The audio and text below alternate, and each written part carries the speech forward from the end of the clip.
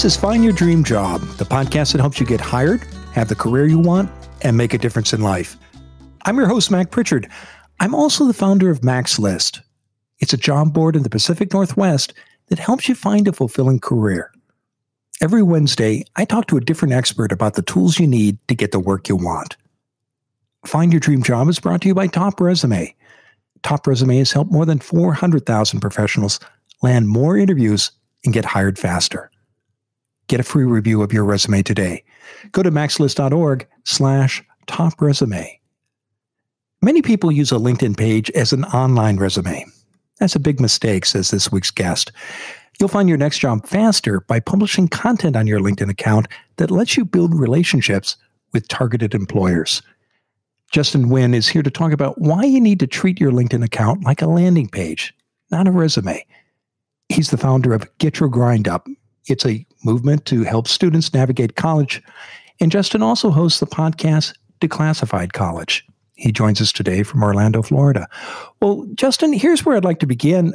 How do you see most job seekers today use their LinkedIn accounts? Yeah, so I think when it comes to LinkedIn, a lot of people have this stereotype of it's a place to put my resume.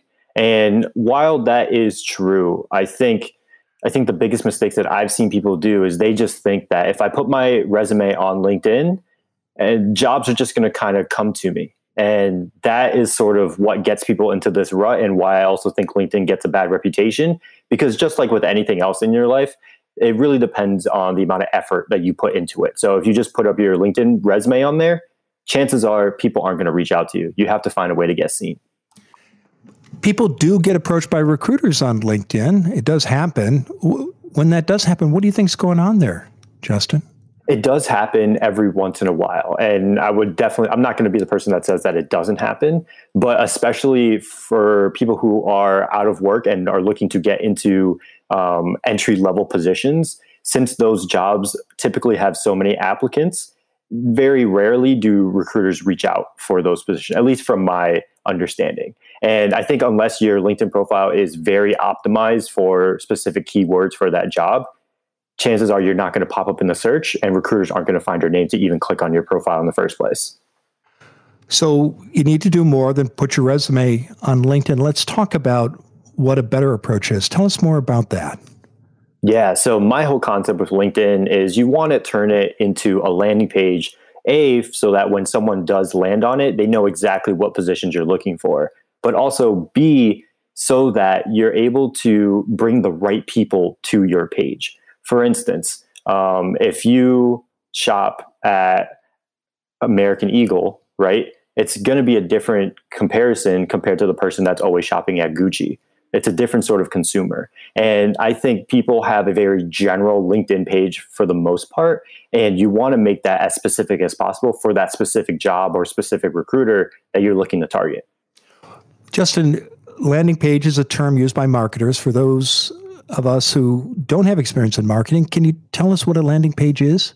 Yeah, so a landing page is basically that first page that you end up on when you click on a website. And the whole purpose of that landing page is to get you to convert. And in retail terms, that means for you to buy a product. Now, what does that mean for a job seeker? That is getting the recruiter to connect with you or reach out to you when they're looking for a job. And is it just about attracting recruiters, or are there other actions that you hope someone will take when you treat your LinkedIn page like a landing page? Yeah, I mean, I think it's really up to what you want to get out of it. For instance, if you're a job seeker, that would obviously be to get someone to reach out to you with a job opportunity. Now, for someone like myself or even yourself, maybe we've optimized our LinkedIn to look like a landing page to get people to listen to our podcast a little bit more. So it really depends on what you're looking at it from that perspective. Another example could be if you are a sales representative, making sure that if you're trying to sell a product through LinkedIn, that when I go to your profile, I know exactly what your product does, how it can help me, and then what I need to do to purchase that product. So there's numerous amounts of different resources or different examples of what it could be used for in terms of a landing page. So what is it a LinkedIn page that does this, that is optimized to act as a landing page, look like? So when this profile is optimized to look like a landing page, It means that your profile picture is geared towards the specific industry that you're trying to get into. An example of that is, let's say you want to get into tech. Most of the time, people in tech don't wear suits and ties a lot, so you don't have to go in that full buttoned up look on your profile picture. But if you're trying to get into an industry such as consulting or finance, then it might be worth it to put on that suit and tie because you want to fit the culture that you're trying to get into. Now, the next sort of visual perspective of your landing page is going to be your background banner. And that banner is super important, and most people leave that blank. And usually it'll populate that generic little blue background. And what you want that to do is portray some way, shape, or form of the industry that you want to get into. Maybe it's some sort of hobbies, and finding a way to connect to that hiring manager on the other side. And so, for instance, for me, again, mine is converted to get students to listen to my show a little bit more. So I have a background image of my podcast and talking about how I share the cheat codes to success. So I forget what it says exactly, but it's somewhere along the lines of listen to my show and I make college easier if you listen to my show. So you can take that and put that towards whatever career aspect that you want to do. Those are great visual suggestions for optimizing your page. What are some other steps that a listener can take to, again, treat your LinkedIn account like a landing page? Of course. So the next two steps are going to be more on the copy side or the written side. And that first part is your headline. So if you're looking at a LinkedIn profile, you'll have your profile picture up front, and then right under that, you'll have your first and last name, and then a set of words that you get to choose what you want that to say. And in order to figure out what you want to put in here, you're going to need to put the job descriptions that you want to show up for into a website like a jobscan.co or something that can pull out the keywords. And the reason that you want that is so that that headline is optimized for the keywords so that you show up in SEO. And SEO means search engine optimization, which basically means if someone searches up those keywords, your name is going to be one of the first to pop up. So you want, let's say you're looking to be a email marketer. What your headline might look like is aspiring email marketer helping companies increase their email open rates by 35% using email marketing. So you've said email marketing twice to sort of bump up your name in the SEO rankings, but you're also showcasing what you do exactly and how you help companies. I like the strategy behind that because you're not just picking keywords, you're also talking about the needs and challenges the employer faces, aren't you? Exactly. And it's all about showcasing how you can help that company when that employer jumps onto your profile. I think that's sort of the biggest thing. Again, I talk to a lot of students, and a lot of the times they'll have student at University of Central Florida, student at Cornell University, whatever that may be. And the problem with that is if you look at it from the recruiter or hiring perspective, most of the time they're not looking up student in the search bar. They're going to be looking up for specific keywords to make sure that you have it. So you want to have those keywords as part of your profile in some way, shape, or form. Well, moving through the rest of the page, now that we've talked about visuals and headline and keywords, what are some other elements that people need to address? Yeah, so the biggest sort of cheat code, as I like to call it, is on your right-hand side. If you're scrolling down most people's profiles, you'll see a section called People Also Viewed. And this section is turned on as the default on LinkedIn, but it can be a huge problem if you're someone looking for a job. And the reason for that is, let's say a recruiter lands on your profile and they're scrolling down your page just to see what you're doing. But on the right-hand side, they see someone who has a better headline than you that catches their attention a little bit more. They can click on that profile and they're just now taken completely off of your page, and they probably forgot about who you are. You can turn off that in your settings. So if you click on your picture in the top right-hand corner and you scroll down to settings and privacy, you'll see a section that's called People Also Viewed. Just turn that off and it doesn't hurt, but you just want to take that precaution just in case. What about the positions that you've had, whether you're a new graduate or someone who's mid-career or farther along in your work history? How do you recommend that people talk about past jobs? Yeah. So in your experience section, what you're going to want to do, I like to just say you can copy and paste what is on your resume. I don't think it really hurts you there as long as you have those keywords and you're popping it up. But the really important piece to your experience section is your ability to link articles, websites, and videos to that page. And the reason that you want to do that is because the biggest thing, whether people want to admit it or not, is some people lie on their resumes. And from a recruiter or hiring standpoint, they take a lot of things with skepticism. So if you can find a way to show visual proof that you've done that project, that you've done that Excel worksheet, that analysis, whatever it is, in your LinkedIn profile, that just furthermore solidifies the fact that you can do that job in that recruiter or hiring manager's mind. How many work samples do you recommend someone share? If you can get 2 or 3 would be great, but even just one, most people don't even have anything linked to their experience section. What are the good examples of work samples? I mean, do you want to put up your 150-page master's thesis, or should you look for an article you wrote for a blog? So I think that also depends on like what job you're looking to get into. So let's say you're trying to get into academia, then it might be worth it to put up that 150-page thesis, right? Maybe someone's not going to read through that whole thing, but just being able to show that you did it could be something that they look for. But let's say you're trying to get a job as a copywriter. A link to that blog post that you put up could be really relevant, because people who are recruiting for copywriting positions, they want to see proof of work and they want to see how you write as a person. So having that is great.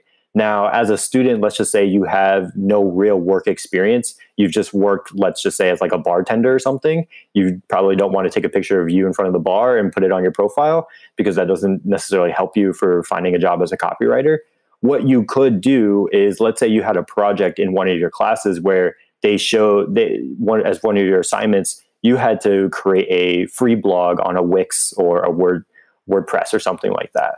What you can do is just link that blog to your profile. And even though maybe it only got 5, 10, 100 views or something like that, it's, again, a proof of concept that you know what you're doing, and you can physically show the person on the other side that you know how to write. And I think for me, again, especially for students, that's the most important thing, is overcoming that barrier of, is this person lying? Can they actually do the job? I want to take a break, Justin. When we come back, I want to talk about calls to action, because you've done a great job of describing the steps that people can take to make their page attractive to recruiters and interest and engage them. But let's talk more about what's going to inspire them to action, and the action you hope that they will in fact take. So stay with us. When we come back, Justin Nguyen will continue to share his advice on why you need to treat your LinkedIn account like a landing page, not a resume. The best LinkedIn accounts have a strategy, just like the one Justin outlines.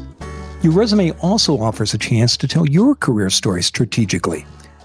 Are you doing this as well as you could? Find out today. Go to maxlist.org/topresume. Top Resume will review your resume for free, and you'll get specific ideas to make your resume better. Go to maxlist.org/topresume. Learn how to tell your career story strategically. Go to maxlist.org/topresume. Now, let's get back to the show.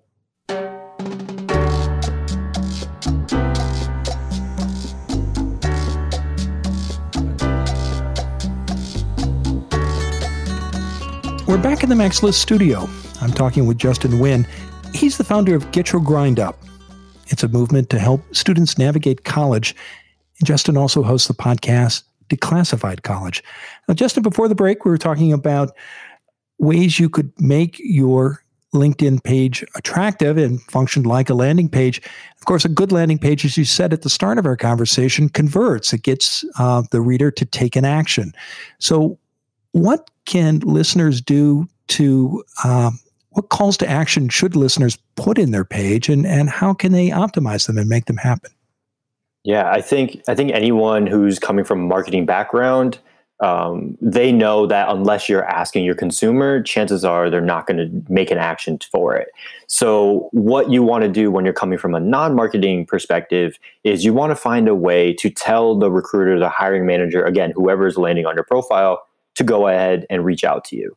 So what I like to do is I put that section in the summary or the About Me section. And the way that I sort of format it all is that first 300 characters is the most important part of your About Me section. And the reason for that is because if that's not something that's eye-catching, that's going to make me want to click see more, then I'm going to miss the whole meat of your profile. So you make that first 300 characters something that can connect with someone very quickly, and then also makes me want to learn more about you. Now, the rest of your About Me section, what typically people do is they just go into full accomplishment mode. I was the #1 bestseller here. I was the president of my club, yada, yada, yada. And the problem with that is you're just telling people. You want to find a way to show them using storytelling. And the reason that I'm so big on storytelling is because for me, I think that's the #1 way to communicate a message. But also, if you're thinking about it from a recruiting standpoint, there are hundreds, if not thousands of people that look like you and have very similar accomplishments as you. Now, the difference between you and person B is your story. And if you can make that recruiter, that hiring manager fall in love with the story that you portray in that About Me section, when you go to ask them to reach out to you at the end, they're going to want to because they want to learn more about you. And that's where you have your big ask is at the very end, say something along the lines of, I really want to get into this industry, or I'm looking for this job in this industry. If you have any opportunities, I would love for you to reach out and connect with me. I would love to have that conversation or something along those lines. And that's a very easy leeway to getting inbound leads for your job search. Again, you can swing that if you want to make a sales landing page and you're trying to sell a product, you can do the same thing. But that's the best way to do it. Put that call to action at the end of your About Me section. What do the best storytellers do in those About Me sections that inspires recruiters and others to take that desired action?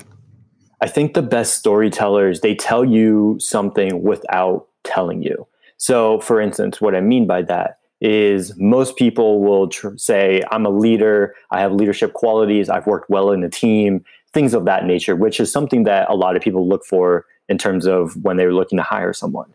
Now, a way that you can tell that without telling someone is, let's say you are part of a lot of student clubs. You can talk about maybe an activity that you had in that student club. For instance, I remember at UCF when I was in college, there were student clubs such as FMA, and every single year they would have a large conference that was in like Las Vegas or New York. And coming from Florida, that's a long distance. So being able to talk about how you were able to bring a team of 15 to 20 other college students to another state for a conference and talk about the success of that in sort of a story format, that could be huge. And not just showing that you know a little bit about finance because that's why you were voted the president, but also showcasing that you know how to manage people, you know how to bring people from point A to point B, you know how to keep people safe. And at the end of the day, you know how to lead people. And that's probably one of the biggest skills when it comes to looking for people to hire. So that's how you can show that you have that skill without ever actually saying,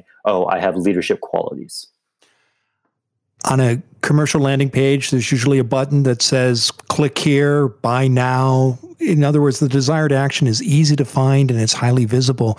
What's the equivalent of that on a LinkedIn page at the bottom of that About Me section when you say, contact me to learn more, or I'd love to do this? Is there a button, or what does that look like? Yeah, so unfortunately, there's no button that you can put right at the end. What I usually advise people to do is tell people to connect with you. And that's sort of the lingo that's on LinkedIn. So the way that LinkedIn kind of works is you have to connect with someone for you guys to become connections. And that's what I typically tell people to do is tell people to connect with you at the bottom of your About Me section. And then I also like to tell people is sometimes if you add like a hobby or things that you like to do, let's say you love to play soccer. And so that could look like, I would also love to connect with any other soccer fans out there and love to see talk to you about why Chelsea is going to win the Premier League this year. And again, that's just something a little bit more casual, but it's a conversation starter and you never know where that's going to kind of happen. So other things that you could do is you could always put your phone number or your email. That's completely up to you. And if you want to put that out there, again, that's really up to you. You mentioned connections. What strategy do you recommend following when reaching out to people and asking them to connect, or in responding to invitations to connect? Yeah. So when responding to invitations to connect, I'll kind of handle that first.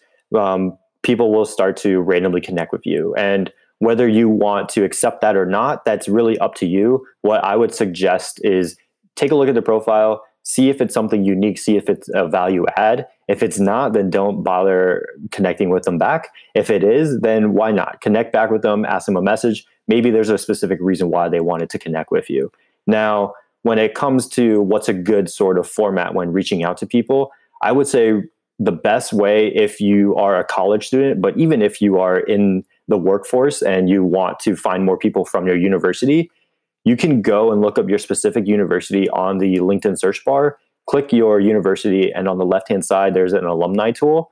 And you can click that and search up literally any position, any keyword, any company, and LinkedIn will populate anyone from your school that has some way worked for that company, whether in the past or in the present. So that's an easy way to get connections into companies. And the alumni connection is one of the strongest ones out there. Now, let's say if you have no alumni connection into Nike and you want to get into Nike, you can look up, let's say, marketing analyst at Nike. LinkedIn will populate 50 plus people or so. You can go out, reach out and connect with them, but make sure that you're sending a personalized invite. And the reason that I say that is I probably get anywhere between 20 to 50 connection requests every single day.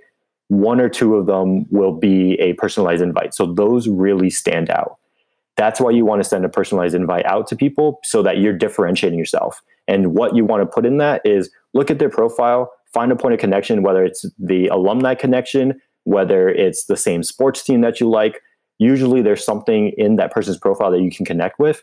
Use that to your advantage, connect with them. When they connect back, follow up. And that's not a hard message to write, is it? Because there's a limit on the number of characters LinkedIn allows. I think it might be 300. So it has to be a short message anyway. But to your point, it's so rare that people actually write those personal notes, isn't it? Yeah, it's incredibly rare. And it's a huge hack. Like earlier today, I just connected with the CEO of Lambda School. And literally his headline is, "I don't respond to LinkedIn messages." So what I did was I said, "Hey, Austin, I know that you don't respond back to LinkedIn messages, but I love what you're doing with Lambda School. Would love to connect, and I'll follow up with an email." So a little bit of joking, but a little bit, again, of connecting with something that he said on his profile. And I saw that pop up on my phone maybe an hour and a half ago or so. And I was like, oh, wow, it worked. But that's what it takes to connect with people. You just have to find that point of connection to stand out. You mentioned alumni connections. Why are those so powerful? Why have you found that people do get a warm response when they reach out to fellow grads? I think the alumni connection is so strong because I think pretty much anyone has had that moment where someone has helped them out. And a lot of the times that comes from someone that was from your alumni or your alumni network. And I know specifically for me, I know a bunch of people that have graduated from UCF that have helped me along my journey. So I always want to give back to people or students that are a part of UCF right now, just because it makes me feel good, but also like I feel some sort of connection with them. Even though they may have graduated 10 years before me or 3 years after me, I still feel like we have some sort of connection because we went to the same school. I should also mention I have a sister who went to the University of Central Florida, so go UCF. There we go. But that's not why I invited you on the show, Justin, but it was certainly a point in your favor. Now, let's talk about the strategy of connection and bringing it back to landing pages, because you've done all the steps that you've laid out here. They've optimized their headline. They've added those keywords. They've paid attention to the visuals. They've been thoughtful about the connections that they make, and they're sending those personal notes. But as you said in the beginning, you got to know, you have to have a goal in mind, a position that you're interested in or a company. How do you bring it all together so that you can focus your LinkedIn account on those target companies you might be exploring, and not only attract the attention of recruiters there, but get them to take action and either reach out to you or say yes when you invite them to connect and have a conversation? Yeah, so this is where the magic happens. And this is the blueprint that I like to give people. So if you remember what I said at the beginning, where I was talking about how people just put up their resume on LinkedIn and they think that jobs are going to just kind of come in. And the matter of fact is, if you just put up your resume up there, you might get 10, 20, 30, 50, or maybe even 100 views every 90 days on your LinkedIn profile. And that's not bad. But if I tell you that I get anywhere between 4,000 to 6,000 views every 90 days, and those are recruiter, hiring managers, founders, etc., that might be something more interesting to you. And the only way to get that amount of views, no matter how optimized your page is to create content. So here is the strategy that I always tell people of: if you want a specific job, this is how you go about it. Find 5 companies that you really want to work with, 5 to 10 companies that you really want to work for. Create a Excel sheet with them. Then use LinkedIn to find 10 people at each of those companies that you want to reach out to.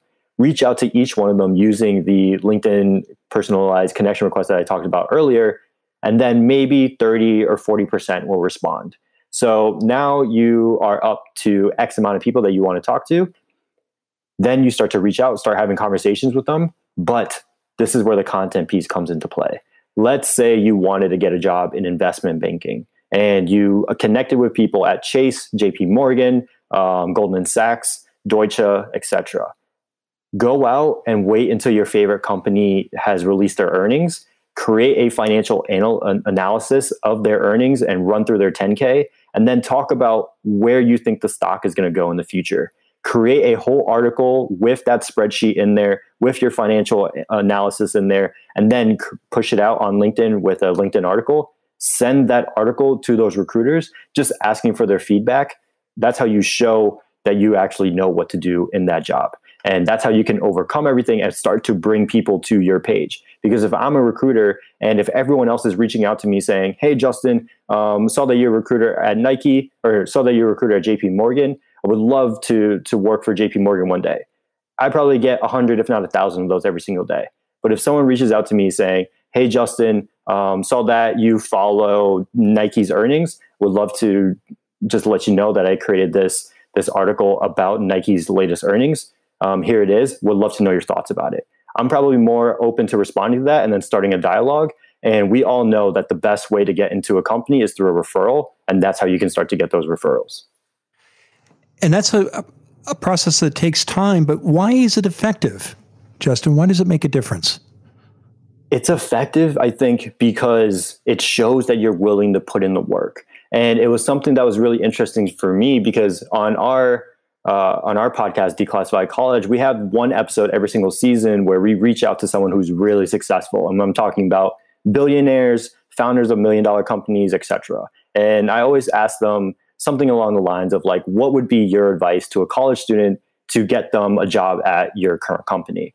And almost every single response is something along the lines of, if that person created some sort of work that showed that they knew what to do, or they pre-sold my product to a client that I want to get in touch with, and then sent me that in an email, they would instantly have a job. And I think if you take that same concept and you apply that to recruiters, it's almost a guarantee once you get them to respond back that you'll have a conversation with them. And once you have a conversation, then it's really up to you of if you're a good candidate or not, because you'll either sell yourself that you are a great candidate, or you'll show them your true colors that you aren't a good candidate and then move on. But having that first conversation is super important. Well, it's been a great conversation today. Tell us what's next for you. So what's next for me is really just growing the Declassified College podcast. It's been a sort of a side project that we've been working on, and the feedback that we've gotten on it is just simply amazing. College students, what we're trying to do is make career education cool for college students. And some students have reached back out to us saying that they're binging our show like it's Netflix. So to make career education to a point where students are binging it like it's the Umbrella Academy or something on Netflix has been absolutely a great accomplishment. So we're just looking to get into more schools, more college communities right now. And it's been a grind, but it's been fun. Well, it's a great show. I encourage listeners to check it out. And I know people can learn more about you and your work by connecting with you on LinkedIn with a personal invitation. And you can find Justin Nguyen on LinkedIn. We'll also include the URL for his account in the show notes. Now, Justin, given all the great advice you've shared today, what's the one thing you want a listener to remember about why you need to treat your LinkedIn account like a landing page and not like an online resume? I think the last thing that I want people to think about when it comes to I would say more than just the landing page aspect of it, but just LinkedIn as a whole is this concept that I've heard about in your career that we overestimate what we can accomplish in 1 year and we underestimate what we can accomplish in 10 years. And if you take that to the job search thing, I think most people overestimate what they can accomplish in a month, but they underestimate what they can accomplish in 2 months. And I think if you take that concept of patience into your LinkedIn strategy and your LinkedIn profile and turning it into that landing page and taking the time to create the content to bring people to your landing page, you will not only get a job, but you'll probably find a way more fulfilling job that you actually want to work for, not just a job that you happen to get.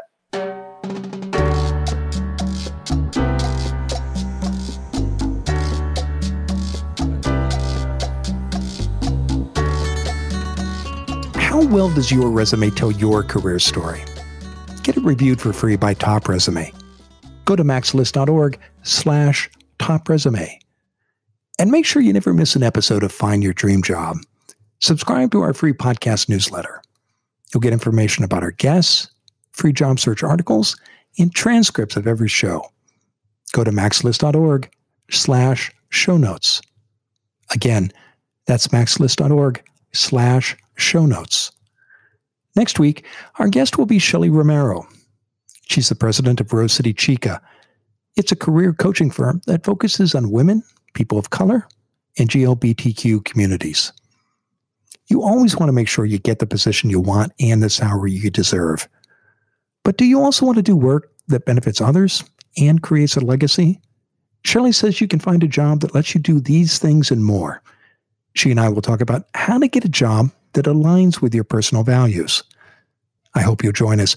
Until next time, thanks for letting us help you find your dream job.